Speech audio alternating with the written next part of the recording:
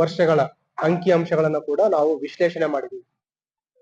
ಅಪಘಾತಗಳು ಎಲ್ಲೆಲ್ಲಿ ಆಗಿದೆ, ಅದರಲ್ಲಿ ನಂತರ ಯಾವ ವಾಹನಗಳು ಅಪಘಾತಗಳಲ್ಲಿ ಭಾಗಿಯಾಗಿದ್ದಾವೆ, ಎಷ್ಟು ಜನ ಅಪಘಾತಗಳಲ್ಲಿ ಮರಣವನ್ನ ಹೊಂದಿದ್ದಾರೆ, ಎಷ್ಟು ಜನ ಅಪಘಾತಗಳಲ್ಲಿ ಗಾಯಗಳನ್ನ ಹೊಂದಿದ್ದಾರೆ, ಮತ್ತು ಇವುಗಳಕ್ಕೆ ಕಡಿಮೆ ಮಾಡ್ಲಿಕ್ಕೆ, ಕಡಿವಾಣ ಹಾಕ್ಲಿಕ್ಕೆ ಏನು ನಾವು ಕ್ರಮ ಕೈಗೊಳ್ಬೇಕು ಅನ್ನೋದ್ರ ಬಗ್ಗೆ ಕೂಡ ನಾವು ಮೆಜರ್ಸ್ ಗಳನ್ನ ತೆಗೆದುಕೊಳ್ಳೋದ್ರ ಬಗ್ಗೆ ಚರ್ಚೆ ಮಾಡಿದ್ವಿ. ಒಂದು ತಮ್ಮೆಲ್ಲರ ಗಮನಕ್ಕೆ ತರ್ಲಿಕ್ಕೆ ಇಷ್ಟಪಡೋದೇನಂತಂದ್ರೆ, ನಾವು ಲಾಸ್ಟ್ 3 years ಅಂಕಿ ಅಂಶ ನೋಡಿದಾಗ ಸ್ವಲ್ಪ ಮಟ್ಟಿಗೆ 2022-23 ಅಂಕಿ ಅಂಶಗಳನ್ನ ನೋಡಿದಾಗ 24ಕ್ಕೆ ಸ್ವಲ್ಪ ಮಟ್ಟಿಗೆ ಒಂದು ಏನು ಪ್ರತಿ ವರ್ಷ ತಮ್ಗೆಲ್ಲ ಗೊತ್ತಿದೆ, ಎಲ್ಲಾ ರಾಜ್ಯಗಳಲ್ಲಿ, ಎಲ್ಲಾ ದೇಶಾದ್ಯಂತ ಅಂಕಿ ಅಂಶಗಳು ಜಾಸ್ತಿ ಆಗ್ತಾ ಇದೆ. Number of accidents, number of people died in accidents ಮತ್ತು ಅಪಘಾತಗಳಲ್ಲಿ ಗಾಯಗೊಂಡಿರುವವರ ಸಂಖ್ಯೆ ಜಾಸ್ತಿ ಆಗ್ತಾ ಇದೆ.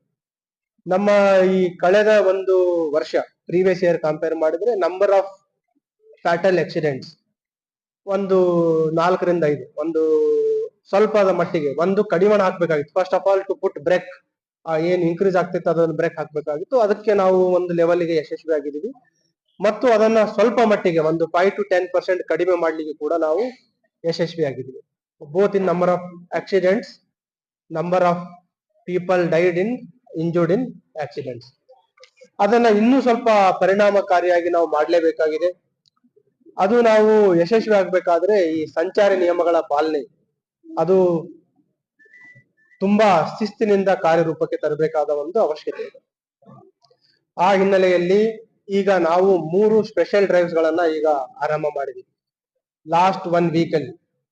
ಫಸ್ಟ್ ಒಂದೇನಂತಂದ್ರೆ, ಈ ಅಪ್ರಾಪ್ತ ಬಾಲಕರಿಗೆ ಮತ್ತು ಯುವಕ ಯುವತಿಯರಿಗೆ ಲೆಸ್ ದ್ಯಾನ್ 18 years ಮೈನರ್ಸ್ ಅವರಿಗೆ ವಾಹನಗಳ ಚಾಲನೆ ಮಾಡಲಿಕ್ಕೆ ಕೊಡುವವರ ವಿರುದ್ಧ ಒಂದು ಕಾರ್ಯಾಚರಣೆ.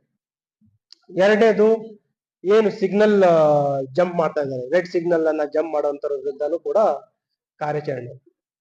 Third, drunk and driving. ತಮ್ಗೆಲ್ಲ ಗುರ್ತಿದೆ, ಈಗ ನಾವು ಅಂಕಿ ಅಂಶಗಳನ್ನು ವಿಶ್ಲೇಷಣೆ ಮಾಡಿದಾಗ